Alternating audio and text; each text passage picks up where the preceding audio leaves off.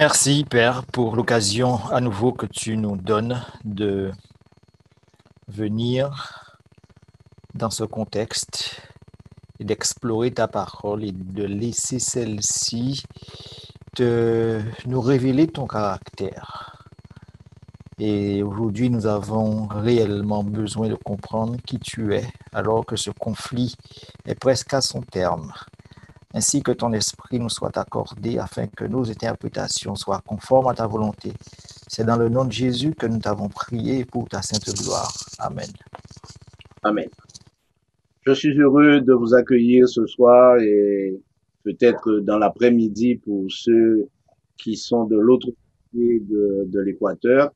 Je veux aussi remercier nos intervenants, Denis Biaye qui est au Sénégal, Franck Voltaire qui est euh, en Guadeloupe. Euh, Probablement au cours de l'émission, nous aurons d'autres intervenants qui nous rejoindront. Nous savons que le pasteur Koulano est en vacances en Guinée-Bissau. Mais nous sommes heureux d'être là pour un thème, la prison du diable, qui est un thème évocateur, puisque nous allons nous pencher ce soir sur un chapitre très important de l'Apocalypse, du chapitre 20. Alors, je ne ferai pas de lecture du chapitre comme à l'accoutumée, mais je vais seulement introduire quelques parties de ce chapitre qui vont alimenter notre conversation aujourd'hui et très probablement au cours de la semaine prochaine. Alors, le chapitre a plusieurs parties très précises. La première partie va du verset premier au verset 3. Jean voit une scène très particulière puisque il voit un ange qui va attacher, qui va retenir euh, le diable dans l'abîme. Alors, cela me pousse à poser une première question à laquelle euh, nos invités vont certainement répondre. Le diable est un esprit. Est-il possible d'attacher un esprit? J'entends beaucoup de personnes dire dans leurs prières ou dans leurs allusions, je te lis, Satan, je te domine, etc., etc. Alors, j'aimerais bien poser la question, Pasteur Voltaire, Denis, peut-on attacher un esprit? Est-il possible d'attacher un esprit? Comment? Alors bonsoir à tous. C'est une question fort intéressante et qui nécessite de rappeler le contexte ou la nature même du livre qui, qui fait cette déclaration. C'est le livre de l'Apocalypse, qui est un livre prophétique d'un côté, mais des prophéties présentées sous la forme d'images, d'illustrations que l'on retrouve pour la plupart dans l'Ancien Testament. Donc c'est un document qui nécessite que nous ayons des codes afin de décrypter les symboles qui sont présentés. Lorsque l'on parle de Satan, il est d'ailleurs présenté comme le serpent ancien. C'est déjà une représentation de sa personne. Donc, que représente le serpent? C'est une représentation du diable, selon que nous l'avons déjà découvert dans le livre de l'Apocalypse. Le serpent ancien, le dragon sont autant d'appellations pour identifier ce personnage qu'est l'adversaire des enfants de Dieu et l'ennemi numéro un même de Dieu. Donc, que veut dire, ou encore la question posée, est-ce que l'on peut enchaîner, est-ce que l'on peut enfermer un esprit? Alors, pas du tout. L'on ne peut enchaîner un esprit car euh, il aurait fallu que ce soit des chaînes, on va dire, d'esprit, des chaînes invisibles et spirituelles. Il s'agit simplement d'une image pour décrire le contexte dans lequel va se trouver le diable durant la période qui est présentée dans le livre d'Apocalypse chapitre 20. Il ne pourra plus s'adonner à son activité favorite, qui consistait à séduire, qui consistait à détruire, qui consistait à semer la confusion, le trouble, le chaos. Par conséquent, privé de cette activité, il se trouve donc dans l'incapacité, enchaîné, enfermé, et j'ai même envie de dire, pour faire le lien avec la situation que nous avons vécue récemment, confiné. J'ai vu que tu as titré ta présentation La prison du diable. On pourrait tout à fait aussi dire le confinement du diable. Merci. Donc, si je comprends bien et si nos amis auditeurs comprennent cette explication, ce serait donc une action totalement symbolique que Jean décrit en Apocalypse 20, verset 1er à 3. L'action symbolique vise à le confiner le diable, qui est le chef des démons, selon la définition du dictionnaire, diabolos en latin, diabolos en grec. Il serait donc le chef des démons et il a la tête d'une armée d'anges déchus qui sont en réalité des esprits. Alors, évidemment, nous allons revenir à cette question pour bien voir en quoi consiste ce conflit.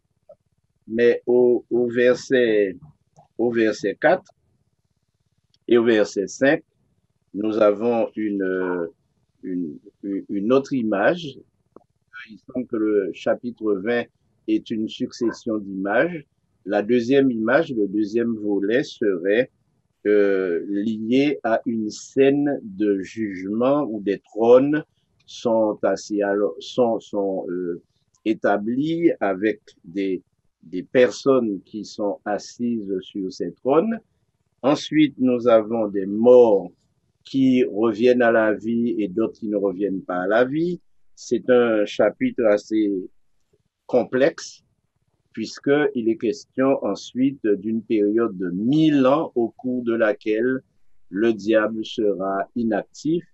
Et après cette période, nous aurons un réveil de mort, une deuxième résurrection de mort. Nous aurons tout un ensemble. Alors, je pense que ce serait bien que nous puissions aller pas à pas et considérer les situations les unes après les autres. Donc, je reviens sur la question du diable qui est saisi par un ange et qui le jette dans l'abîme. Alors, est-ce que nous pourrions savoir, en tout cas, du côté du Coran, est-ce que la notion d'abîme ou d'emprisonnement du diable existe? Oui, effectivement, le Coran nous parle un peu de Satan.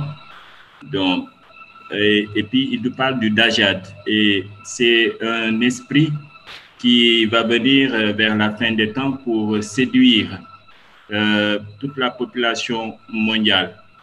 Mais j'avais vu parler de ça lors des conférences dernières, que c'est Isa ibn Mariam, qui est Jésus, qui va venir pour mettre fin à sa vie terrestre. Donc, c'est ce que je peux dire pour l'instant sur l'abîme qui est Satan, qui est caché pour l'instant. On dit qu'il existe, mais pour l'instant, il n'est pas encore manifesté. Il ne s'est pas encore manifesté.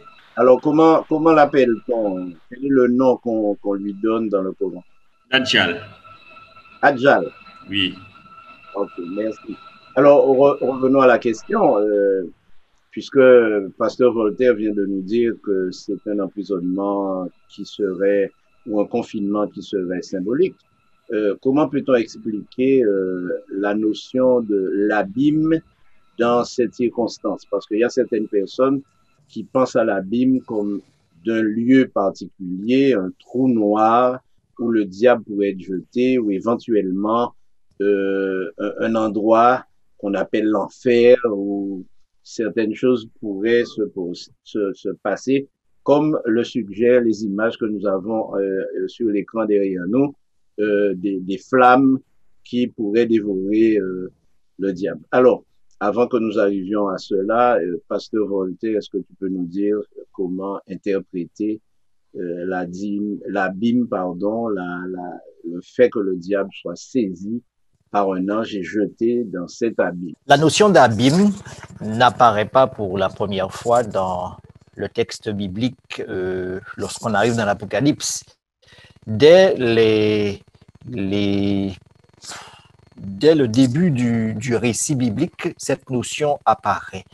Et le même terme utilisé ici, abîme, est le même que l'on retrouve dans la Genèse, la situation, la description qui est faite de la situation de la terre avant la création est celle d'un abîme.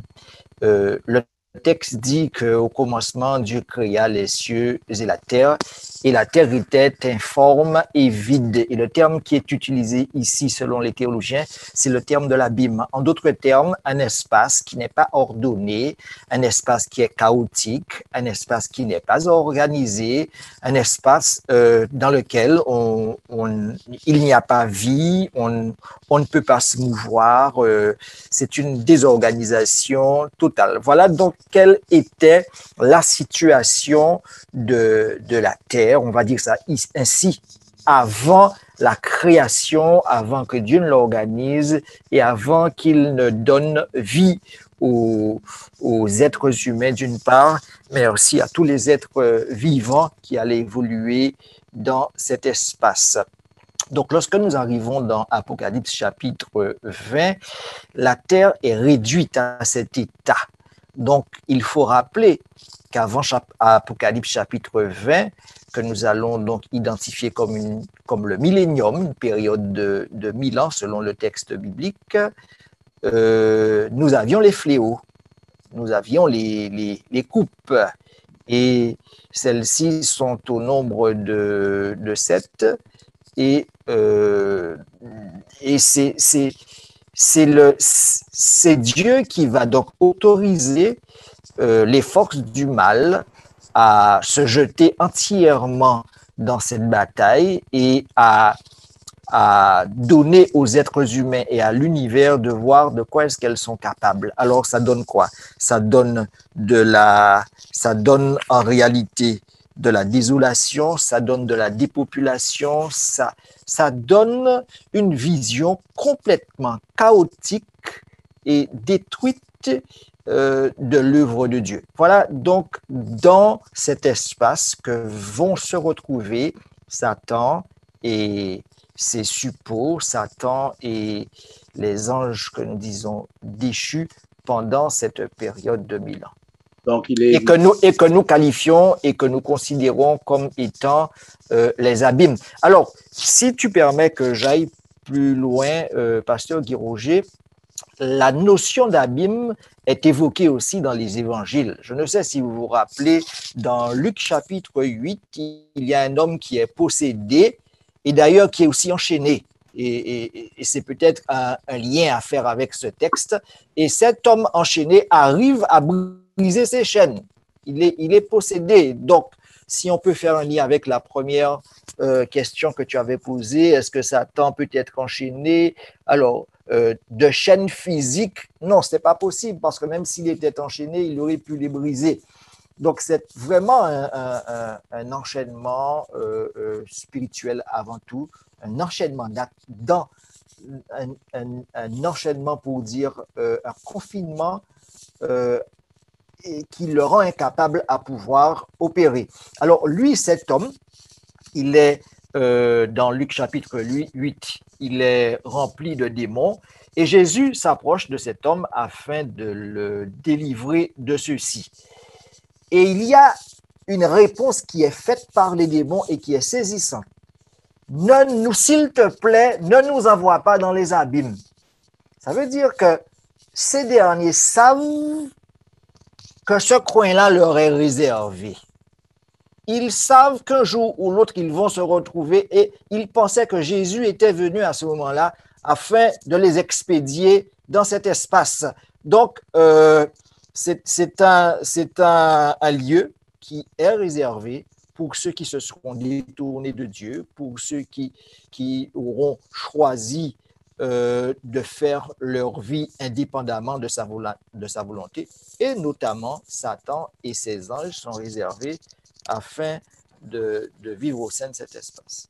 Oui, alors bien sûr, nous pourrions nous poser une autre question dans la foulée, puisqu'il y a un terme qui est utilisé pour expliquer cette inactivité du diable, c'est le verbe lier. Pourquoi nous avons posé la question, est-il possible de le lier? Mais le dictionnaire nous propose plusieurs définitions au verbe lier. Il s'agit de rendre inactif, il s'agit de limiter la liberté, etc., etc.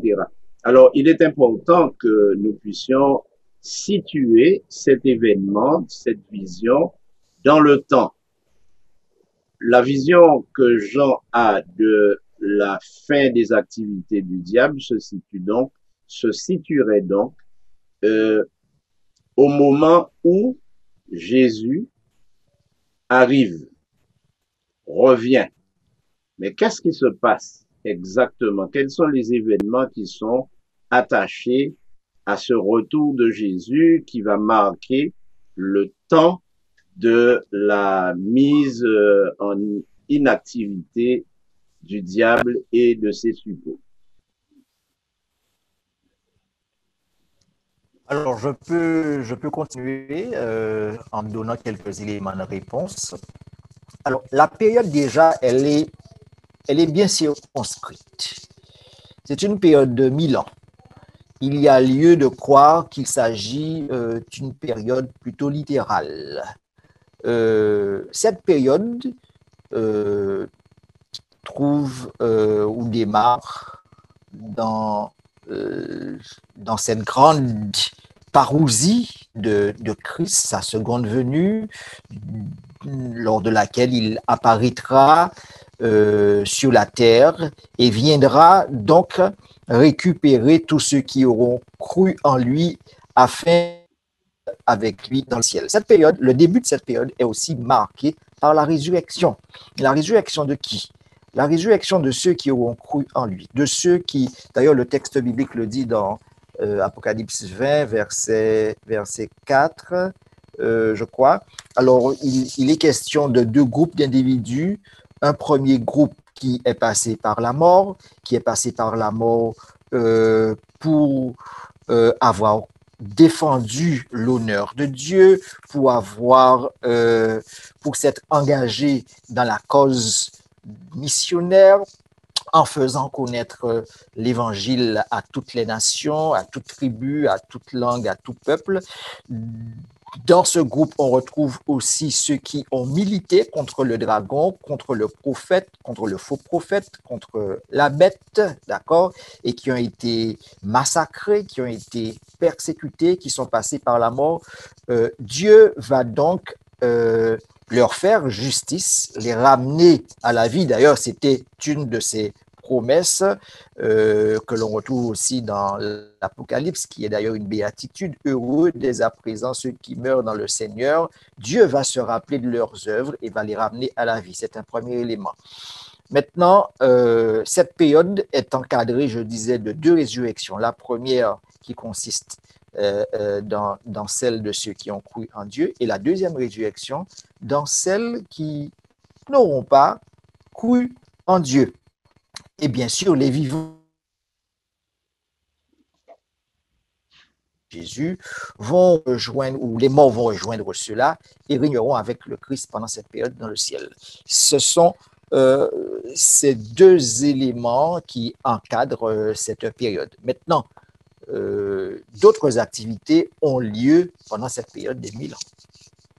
Alors, comment expliquer le fait que à ce moment précis, la terre sera désertique? Je sais que la prophétie de Jérémie 4 a été prise comme un moyen d'expliquer cette inactivité du diable, puisque au chapitre 4 et au verset 23, il est dit, je regarde la terre et voici elle est informe et vide, les cieux et leur lumière a disparu, comme pour dire ce qui se passe, que le ciel et la terre vont s'enfuir. Et puis, euh, le prophète dit, je regarde la terre et voici elle est informe, les cieux, leur lumière a disparu. Je regarde les montagnes et voici elles sont ébranlées et toutes les collines chancellent. Je regarde et voici il n'y a point d'homme. Et tous les oiseaux des cieux ont pris la fuite. Je regarde et voici le Carmel est un désert et toutes ces villes sont détruites devant l'Éternel, devant son ardente colère, car ainsi parle l'Éternel, tout le pays sera dévasté, mais je ne ferai pas une entière destruction. Là, il est question de la punition qui est faite aux enfants d'Israël désobéissants, mais ce texte est aussi pris et interprété comme le fait que le diable sera dans une position d'inactivité à cause de l'absence des hommes. On regarde le Carmel et il n'y a pas d'hommes. Les oiseaux ont disparu. Alors, quel sens donner à cela par rapport à ce qui nous est dit? Le diable sera lié et pendant 1000 ans, il sera donc en pleine réflexion. Je perçois ici deux ou trois éléments. Alors, tu as fait le lien avec le texte de Jérémie et la période présentée ici dans Apocalypse chapitre 20. Ce n'est pas la première fois dans le texte biblique que l'on associe des événements dans l'histoire à d'autres événements futurs. Nous l'avons considéré lorsque nous avons commencé nos premières émissions, lorsque nous faisions l'herméneutique d'Apocalypse, pas d'Apocalypse, de Matthieu chapitre 24, lorsque nous parlions de la destruction à la fois de Jérusalem et de la fin du monde. Donc le prophète Jérémie, ici, fait un constat de la situation de son pays suite au passage des armées babyloniennes et qui ont tout rasé, qui n'ont rien laissé. Vous vous rappelez, le temple avait été incendié, brûlé, la gloire même de Jérusalem avait disparu. Et certes, alors lorsque Jérémie parle, il reste encore du monde à Jérusalem, mais la destruction était si massive, si importante que pour lui, il ne restait plus personne. Maintenant, dans la situation qui est présentée dans Apocalypse chapitre 20, il n'y aura en réalité plus aucun être humain vivant sur cette terre. Et ça, comment pourrais-je expliquer cela? Alors, il faut rappeler, comme je le disais tout à l'heure, que les fléaux sont passés par là. Et que les fléaux étaient donc la punition même de Dieu qui se réalise dans la vie des humains, qui se réalise dans la vie des institutions, des organisations qui se sont liées, qui se sont liguées afin de faire la guerre à Dieu et de faire la guerre aux enfants de Dieu. Donc, la punition ou encore, dans une certaine mesure,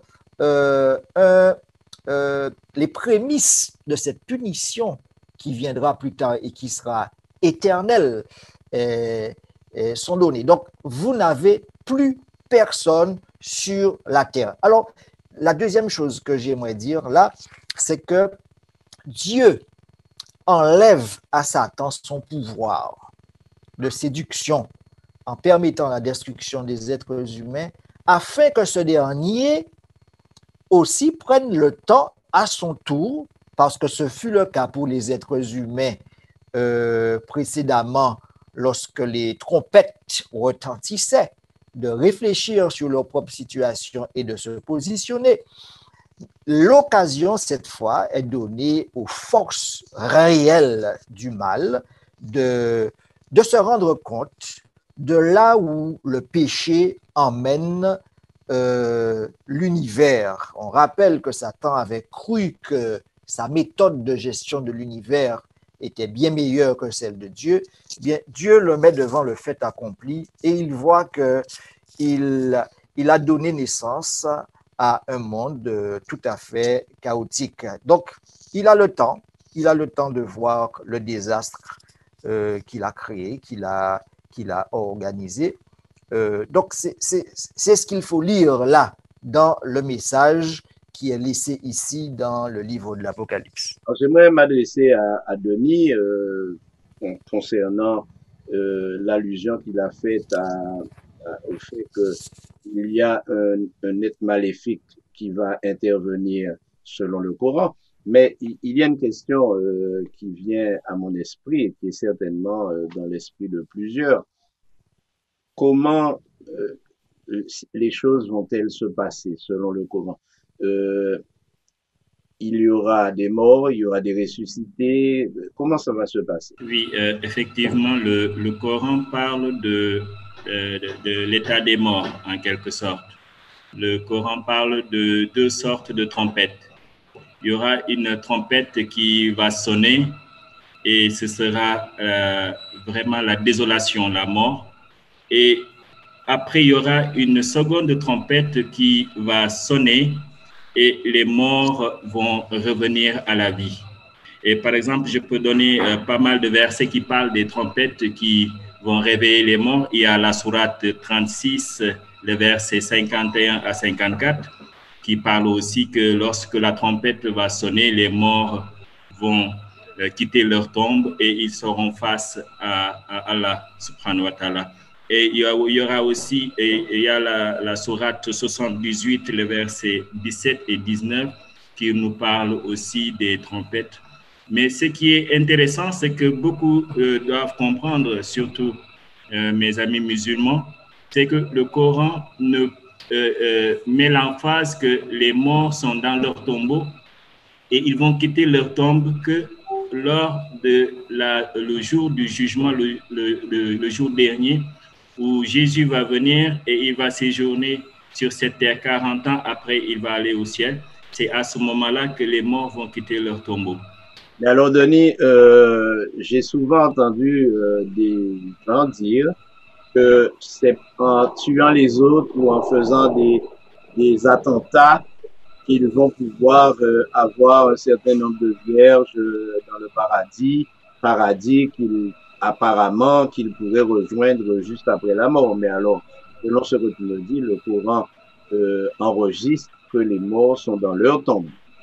Oui, par exemple, je peux me baser sur la sourate 23, le verset 99, le verset 100, le verset 102 et le verset 103. Il dit qu'entre les vivants et les morts, il y a comme une sorte de mur qui est entre eux. Donc, on ne peut pas communiquer avec eux. Ils sont dans leur tombeau sous terre et c'est lorsque Allah va sonner la trompette, c'est à ce moment-là qu'ils vont sortir de leur tombeau. Et d'ailleurs, même, il y a le tombeau du prophète Mohammed qui est à la Mecque et chaque année, nos amis musulmans vont aller faire le pèlerinage de Hajj là-bas et ils vont vénérer parce que si ils n'étaient pas là-bas, je ne crois pas qu'ils auraient jugé bon de ne pas aller là-bas pour vénérer la personne. D'accord, donc il est lui patiemment en train d'attendre le moment où la trompette le réveillera. Alors, au verset 4 du chapitre 20, Pasteur Voltaire, Jean dit qu'il voit des trônes et à ceux qui y assirent fut donné le pouvoir de juger. Mais ce qui est très important, c'est qu'il dit qu'il voit ceux qui jugent. Et il parle des âmes de ceux qui avaient été décapités à cause du témoignage de Jésus, à cause de la parole de Dieu, et de ceux qui n'avaient pas adoré la bête ni son image et qui n'avaient pas reçu la marque sur leur front et sur leurs mains, ils revinrent à la vie et ils régnèrent avec Christ pendant 1000 ans. Alors, apparemment, il y aura une résurrection. Et le verset suivant dit, les autres morts ne revinrent point à la vie jusqu'à ce que les 1000 ans fussent accomplis. C'est la première résurrection. Alors, Pasteur Voltaire, est-ce que tu pourrais nous dire combien de résurrections y a-t-il vraiment? Regarde ce que nous dit le texte d'Apocalypse chapitre 20. Il existe au moins deux résurrections. La résurrection, dans un premier temps, de ceux qui auraient milité pour l'évangile, pour la cause de Dieu et qui seraient passés par la mort. Et dans un deuxième temps, la résurrection de ceux qui n'auraient pas reconnu les voies de Dieu comme étant les meilleures et se seraient rangés du côté du dragon, de la bête et du faux prophète pour faire la guerre à Dieu. Et ceux-là, donc, vont faire partie de la résurrection. Maintenant, le texte précise aussi et dit que ceux qui font partie de la première résurrection, la seconde mort n'a pas de pouvoir sur eux. En d'autres termes, que ceux-là, une fois ressuscités, sont ressuscités pour la vie éternelle. En d'autres termes, ne connaîtront plus d'expérience de mort et vivront avec Dieu et dans le projet de Dieu pour l'éternité. Tandis que ceux qui seront de la deuxième résurrection n'auront pas ce privilège car ce sera une résurrection pour la mort.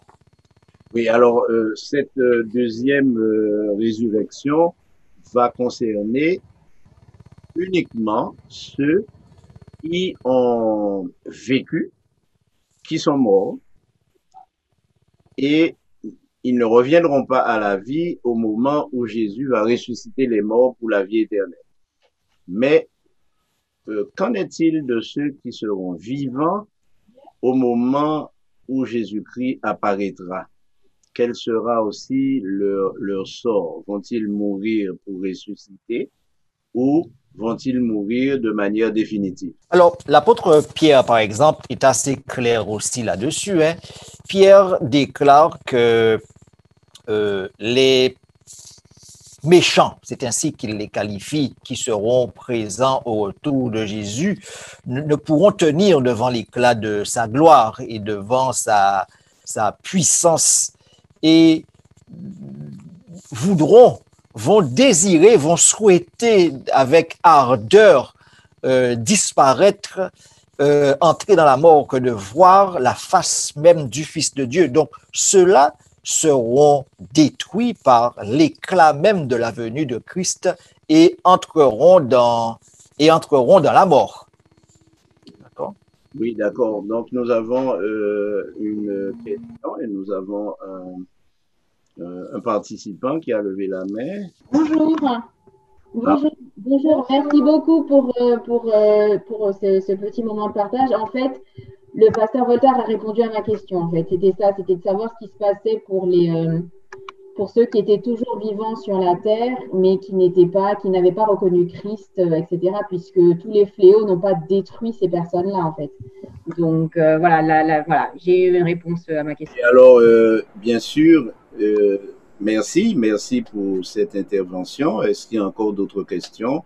De manière évidente, selon l'explication que nous avons de la parole de Dieu, ceux qui assisteront à la venue de Jésus, dont l'éclat sera tellement impressionnant, vont demander la mort.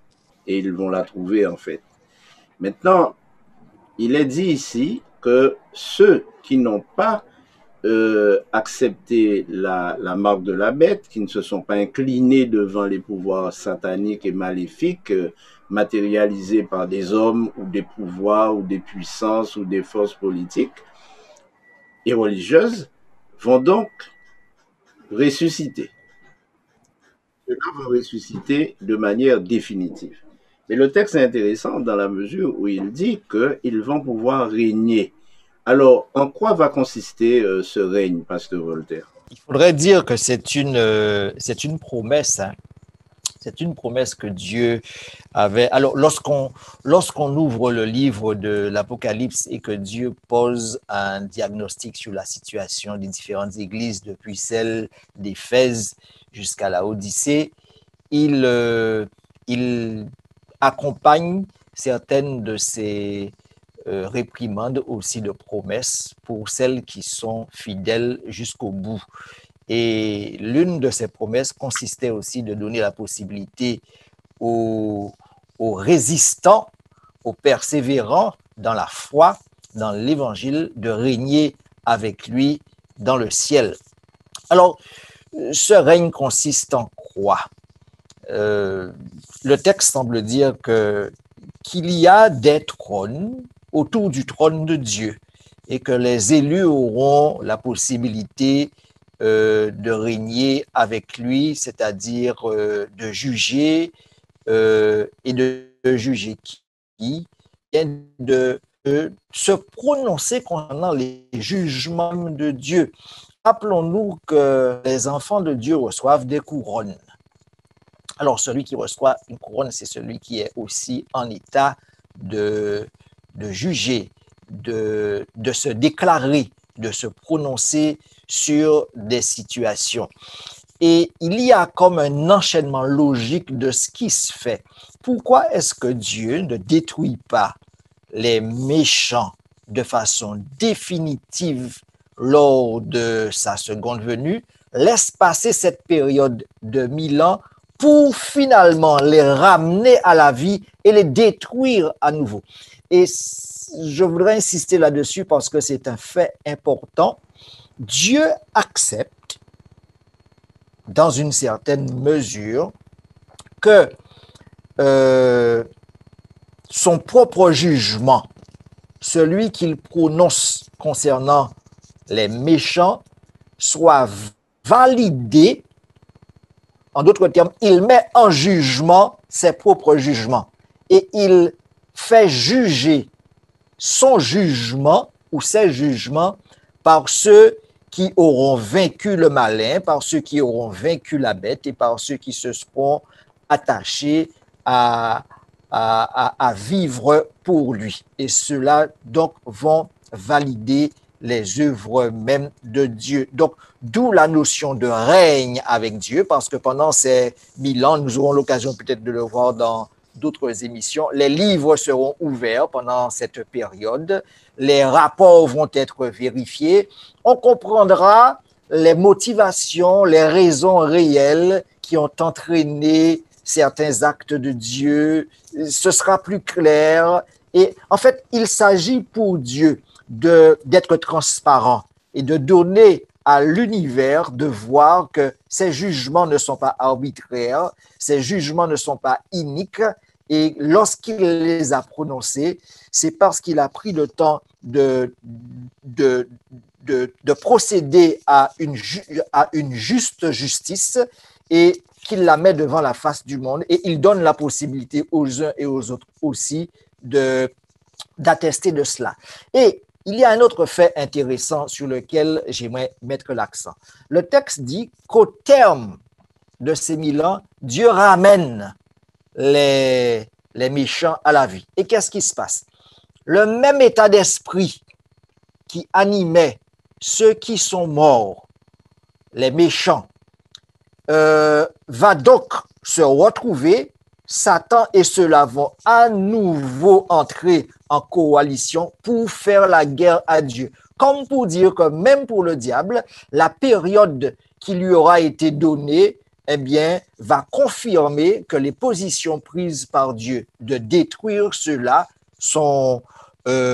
étaient les meilleures, étaient les bonnes, et qu'il va donc désormais les mettre à exécution et de façon définitive.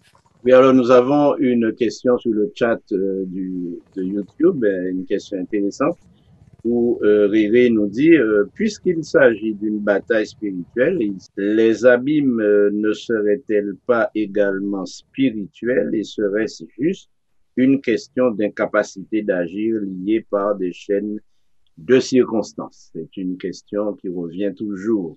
Alors, est-ce que il s'agit d'un moment de latence spirituelle et il ne s'agirait pas de l'incapacité d'agir? La question est intéressante. Maintenant, il faut signaler une chose. Satan est privé de capacité d'agir dans le monde matériel, tout simplement parce que les vies humaines ont cessé. Il n'y a plus de possibilité d'entreprendre une action visant à convaincre les uns et les autres ou visant à détruire les uns et les autres. Il n'existe plus d'êtres humains visibles, réels sur la terre. Ils sont tous morts. Ils sont tous morts.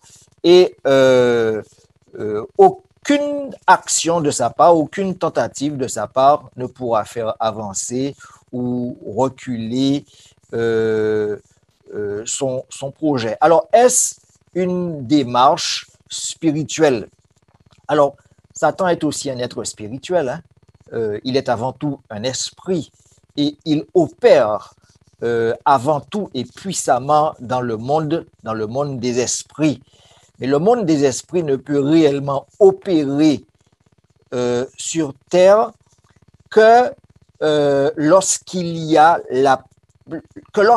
vie, que lorsqu'il y a une ressource qui lui permet ainsi d'agir. Cette ressource n'existant plus, cette ressource étant privée de vie, eh bien, ces opérations sont donc nulles et non avenues. Oui, alors bien sûr, la question qui est pendante, c'est que les 1000 ans s'écoulent. Il y a la béatitude que nous trouvons au verset, au verset 6, une béatitude vraiment formidable, l'une des 7 béatitudes que nous trouvons dans le livre de l'Apocalypse. Et au terme de cette béatitude, il est dit, quand les 1000 ans seront accomplis, Satan sera relâché de sa prison. Ce qui signifie que il va revenir en activité. Et la question qui est posée, c'est comment interpréter ce verset 7. Il sera relâché de sa prison. Nous avons en partie donné réponse à cette question. Il sera déconfiné en quelque part. Hein? Il sera déconfiné par le simple fait qu'il y aura à nouveau vie sur Terre. Il y aura à nouveau des êtres vivants qui vont pouvoir se mouvoir et donc va s'organiser un nouveau projet de destruction, un nouveau projet d'assaut même de la Sainte Ville, la Nouvelle Jérusalem, et ça va être, on dira ainsi, le bouquet final, la dernière bataille de ce grand conflit, le grand dernier face-à-face, et durant lequel Dieu va définitivement, et cela pour l'éternité, éteindre le péché, l'exterminer totalement, détruire sa racine, son germe, même l'auteur du mal, Satan lui-même, disparaîtra dans cette affaire. Alors, bien sûr, l'histoire ne s'arrête pas là. Et au verset 8, nous avons quelque chose qui nous montre que cette activité reprendra, puisqu'il est dit, il sortira pour séduire, c'est-à-dire qu'il va reprendre son œuvre de séduction, de tromperie à l'égard de ceux qui, à ce moment précis, auront le sentiment de revenir à la vie pour une nouvelle expérience. Alors, il y a une allusion qui est faite au verset 8, c'est Gog et Magog. Alors, ce sont deux noms propres, hein, nous le savons déjà, puisque l'un, Gog, est un nom, c'est le nom du prince de Roche, et nous savons que Roche, dans cette zone, c'est l'ancien nom de la Russie. Et puis, nous avons Magog. Nous avons Magog, qui est un nom de lieu. Le Gog était le prince de Roche, de Méchèche et de Tubal. C'est ce que dit la tradition, et nous trouvons d'ailleurs ces références en Ézéchiel 38, Ézéchiel 39. Alors, je me tournais vers Denis, parce que Denis va nous éclairer aussi là-dessus concernant l'existence de cette expression Gog et Magog, puisque dans le Coran, il est question de Yajouj et Majouj. Alors, Denis, est-ce que tu pourrais éclairer ceux qui connaissent l'existence de ces deux expressions, Gog et Magog, mais à la sauce Coran. Le Coran nous parle de Gog et Magog sur deux versets du Coran. Par exemple, il y a la sourate 18, le verset 94, qui nous parle de Gog et Magog qui vont commettre du désordre sur la terre. Et là, ils vont vraiment détruire parce qu'ils seront actuellement, selon les commentateurs musulmans, ils disent qu'ils sont enfermés entre deux murailles. Et dans la sourate 21, le verset 96 et 97, que je vais lire, jusqu'à ce que soient relâchés Gog et Magog et qu'ils se précipiteront sur les hauteurs, par exemple sur les montagnes. Le verset 97 dit ceci: c'est alors que la vraie promesse s'approchera, tandis que les regards de ceux qui ont mécru se fient. Alors, malheur à nous, nous y avons été inattentifs, bien que nous étions des injustes. Mais il faut retenir que selon les hadiths rapportés par Bukhari, il dit que les compagnons de Jésus seront assiégés par Gog et Magog. Mais Jésus, alayhi salam, et ses compagnons vont appeler Allah et Allah va venir à leur secours et Allah va envoyer des vers qui vont dévorer le cou de Gog et Magog et de ses partisans et ils vont mourir. Et là, les commentateurs, surtout Al-Bukhari, dit que à ce temps-là marquera la fin du monde parce que Gog et Magog font partie des 10 signes de la fin du monde que l'islam nous parle en tant que tel. Alors, merci de cette précision, mais il est intéressant de savoir que les ont une version de Gog et Magog, de ce verset. Je pense que Gog, qui est un nom de personne, et Magog, un nom de lieu, pense qu'il s'agit d'une guerre des musulmans contre les juifs. D'ailleurs, d'une manière générale, ils étendent même cette guerre à l'Occident contre le peuple d'Israël. Donc, moi, j'aimerais bien que sur ce point-là, notre pasteur Voltaire nous donne une explication concernant cette guerre, parce qu'en fait, le verset 8 parle d'une guerre. Gog et Magog auront été séduits et ils vont donc intervenir afin de se rassembler. Alors, si les Juifs pensent que Gog, c'est un général qui s'inspire des Dômes de Rome contre les Juifs, ils pensent aussi qu'il s'agit de l'Occident et celui d'Ismaël, c'est-à-dire le monde islamique qui va se dresser contre le monde israélite, si l'on peut dire, contre le peuple d'Israël. Bien, la déclaration, elle est claire. Gog et Magog sont présentés ici comme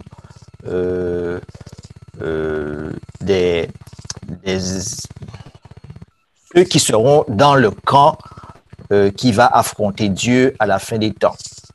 Maintenant, cette allusion apparaît dans le livre du prophète Ézéchiel, chapitre 38 et chapitre 39. Et lorsqu'on parcourt les Écritures, il est clair que Gog et Magog sont présentés comme ceux-là même qui ont entraîné Israël d'antan dans l'apostasie. Et les prophètes, et notamment le prophète Ézéchiel, invitent le peuple à se détourner de cela et d'ailleurs à prononcer des malédictions contre eux et à se détacher de leur voie et à prendre une autre orientation. Alors, ça, c'est un premier. Pardon? Il y a une petite précision qu'il faut faire, c'est que Gog, c'est le nom du prince de Roche. Voilà, c'est ça. Et Magog, c'est le lieu. Magog est un lieu où en Ézéchiel 39, Dieu aurait dit, je donnerai à Gog un lieu qui lui servira de sépulcre en Israël.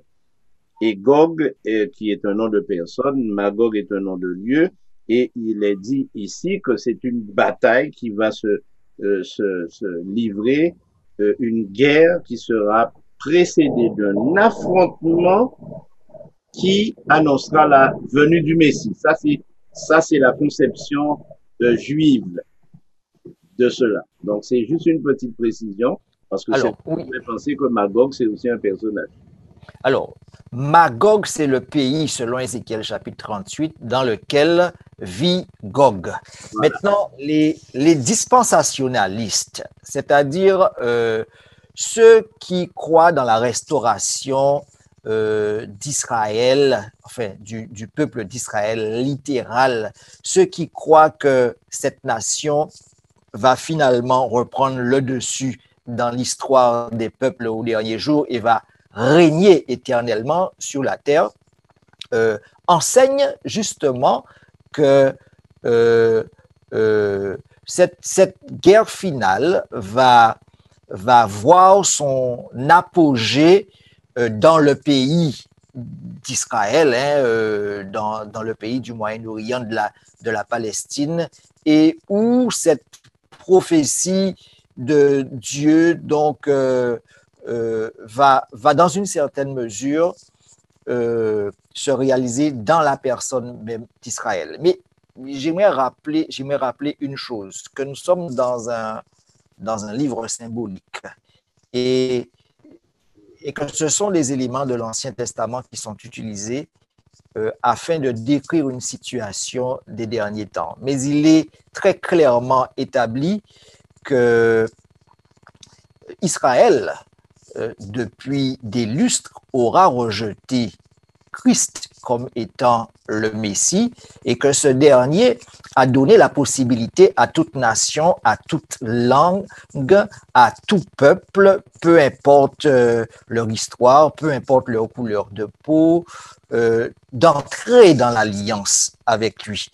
Et il n'est plus question désormais de distinguer une nation parmi une autre, un peuple parmi un autre. Désormais, il s'agit d'un royaume universel que Dieu lui-même va instaurer, qu'il va lancer, et sans distinction aucune, nous serons tous identifiés comme des enfants de Dieu, comme ceux qui auront vaincu la bête et le faux prophète, et non comme des nationalistes et ceux revendiquant une quelconque appartenance.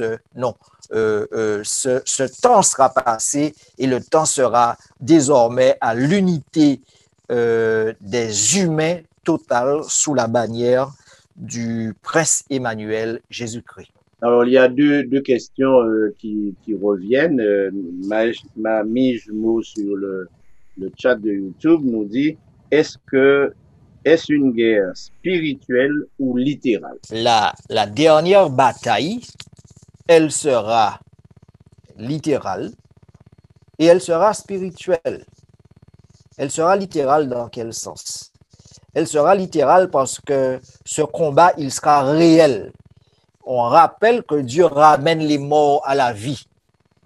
Ils ne seront pas des êtres spirituels, ils seront des êtres vivants qui, comme par le passé, vont se retrouver sous la domination des forces du mal et vont à nouveau créer un arsenal de guerre militaire pour s'attaquer à la toute-puissance de Dieu. Alors ça, c'est un premier élément. Et ce sera aussi une guerre spirituelle parce qu'il s'agit de pouvoirs spirituels qui vont aussi s'affronter. Donc, ce sera un carnage, si vous permettez que je m'exprime ainsi, à la fois littéral et spirituel, où ceux qui sont physiques prendront pour leur compte et ceux qui seront du côté des spirituels, de nature spirituelle, prendront aussi pour leur compte. Peu importe tous ceux-là sont logés à la même enseigne,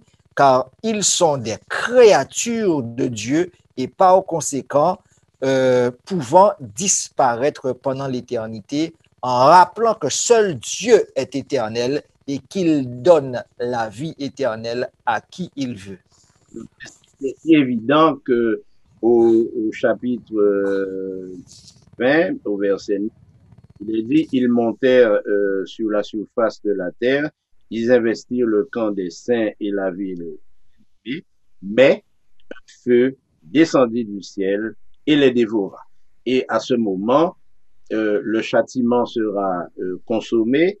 Le diable qui les séduisait, donc qui les a incités à faire cette dernière bataille, sera lui aussi jeté dans les temps de feu et de soufre, où il rejoindra la bête, donc le pouvoir qui aura animé l'apostasie de l'humanité pendant des siècles, et puis le faux prophète, c'est-à-dire le protestantisme apostat, qui lui aura animé le spiritisme sous toutes ses formes pour pousser à adorer la première bête.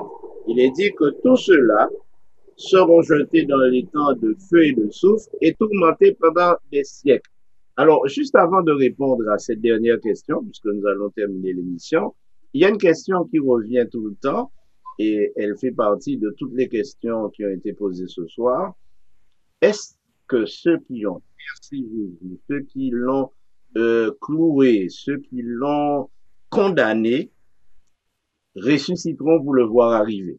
Voilà une question qui revient souvent.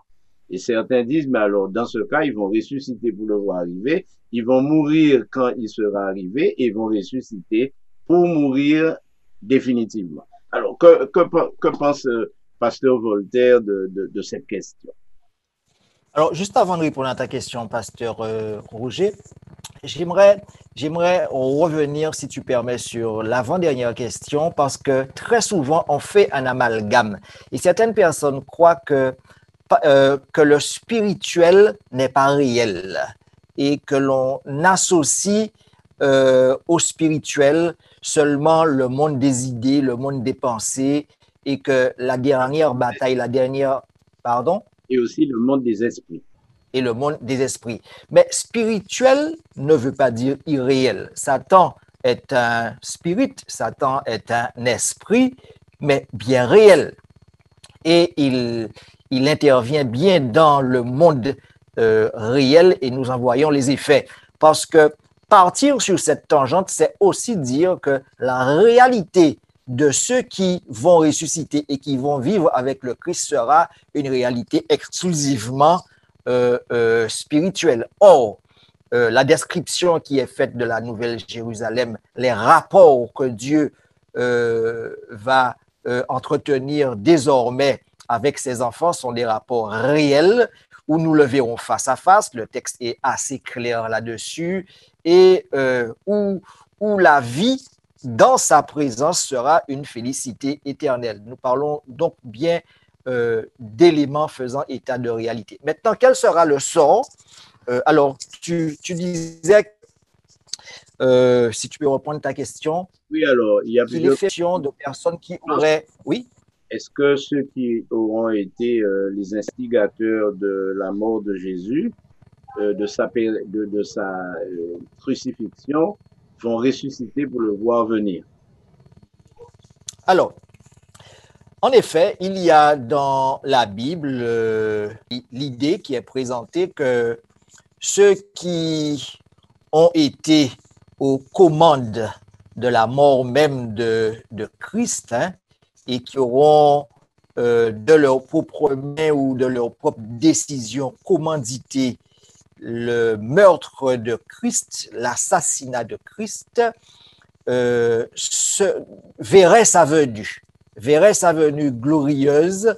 Et on a l'impression, alors peut-être qu'il nous faudrait consacrer, peut-être lors de notre prochaine émission, un petit temps afin de considérer cet élément que certains écrits qualifient d'expérience de résurrection spéciale, d'accord? d'expérience de résurrection spéciale. Il s'agit peut-être de creuser davantage là-dessus pour comprendre cette expérience, dans quel contexte elle vient, pour quelles raisons. En tout cas, la Bible ou certains textes laissent entendre que ceux qui verront le Christ, parmi ceux qui verront le Christ lors de sa parousie, lors de sa seconde venue, seront ceux qui l'auront crucifié. C'est le chapitre 1er, verset 7, où il est dit, voici, il vient avec les nuées, et tout œil le verra, même ceux qui l'ont percé. Même ceux qui l'ont percé. Toutes les tribus de la terre se lamenteront à cause de lui. Amen. Alors, il y avait donc deux questions. Dans cette première question, de savoir si ceux qui l'ont percé le verront, il y a donc certaines personnes qui se disent, dans ce cas-là, ils vont participer à la première résurrection.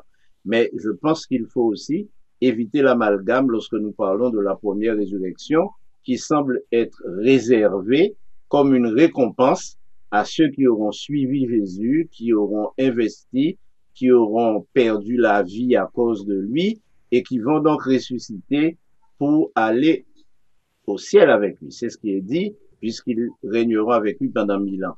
Mais ceux qui vont ressusciter pour le voir et pour s'assurer, parce que, pas s'assurer, mais que Dieu va leur assurer que celui qui vient est bien celui qu'ils ont persécuté, eh bien, eux, ils ne participeront pas à la première résurrection dans le même sens, où ils n'iront pas avec Jésus sur les nuées, ils ne vont pas participer au règne millénaire, et ils ne feront que constater qu'il y avait une réalité, parce que effectivement, celui qu'ils ont crucifié, ils l'ont crucifié parce qu'il se disait le Fils de Dieu, il se disait le Messie, mais c'était bien lui. Et alors que les Juifs attendent... Oui, Oui? Alors, il faut rappeler, Pasteur Roger, que le Christ lui-même, dans le cadre de son ministère, et j'en veux pour preuve la fois où il se trouvait devant les autorités religieuses et politiques du moment, a rappelé à ceux-là qu'il verrait le Fils de l'homme venant sur les nuées et qu'il serait pris de terreur et de détresse. Donc, il faut que cette prophétie elle-même trouve son accomplissement et sa réalisation pour attester que celui qu'ils ont crucifié était en effet le Fils de Dieu. La dernière question est liée au fait que l'expression qu'ils seront tourmentés au siècle des siècles laisserait apparaître une image sadique, un petit peu un esprit de torture de la part de Dieu. Comment apaiser les appréhensions de ceux qui pensent cela? Oui, alors je crois que tu fais référence à Apocalypse chapitre 20 et le verset... Oui, il s'agit du verset 10. Verset 10. Voilà, et ils seront tourmentés jour et nuit au siècle des siècles. Alors, je constate que on veut, et c'est peut-être la nature humaine qui nous entraîne à voir les choses sous cet angle, on veut donner une application littérale aux différents passages, au récit du livre de l'Apocalypse dans son intégralité. Et il faudrait encore rappeler que nous sommes dans un contexte de symboles et qu'il faut plus se dire que veut dire le texte et chercher le message sous-jacent. Alors, ce qu'il faut comprendre ici, parce que ça ne sert pas à l'intérêt de Dieu que Satan et ceux qui se seront alliés avec lui brûlent pendant l'éternité, parce que un élément fondamental que révèle la parole de Dieu, c'est que Dieu est amour et que l'amour veut le bien des uns et des autres et que l'idée que Dieu ferait rôtir ou roussir en enfer pendant l'éternité ses propres créatures ne servirait pas sa cause. Ce n'est qu'un langage utilisé ici pour parler de fin définitive de l'existence à la fois du péché, mais de tous ceux qui se sont associés, qui sont entrés, qui se sont ligués contre lui. Voilà, la notion présentée ici est celle d'une extermination totale et cela, on pourrait reprendre aussi d'autres aspects du texte biblique, ne reviendront jamais à la vie. Oui, alors cette expression, nous pouvons ajouter que elle évoque les conséquences et la durée des conséquences du fait que certaines personnes n'ont pas saisi les opportunités de leur vivant pour obtenir la vie éternelle et en profiter. Donc les conséquences seront éternelles. Et au siècle des siècles ici, vise à dire que le tourment, il ne s'agit pas d'une rôtisserie, hein, il s'agit simplement que ce sera fini et les conséquences seront éternelles. Eh bien, je veux remercier tous ceux qui ont participé à cette émission, tant sur Zoom en direct que sur le chat de YouTube et qui ont suivi l'émission directement sur YouTube. Je veux les saluer. Il y en a qui demandent comment entrer en contact avec moi, donc je crois l'avoir exprimé sur le chat. Et vous dire que la semaine prochaine, nous allons continuer l'étude du chapitre 20, mais nous allons parler de quelque chose de bien précis dans ce chapitre 20, parce que nous allons répondre à une question qui a été posée de différentes manières et à différentes reprises. Où sont nos morts et que font-ils?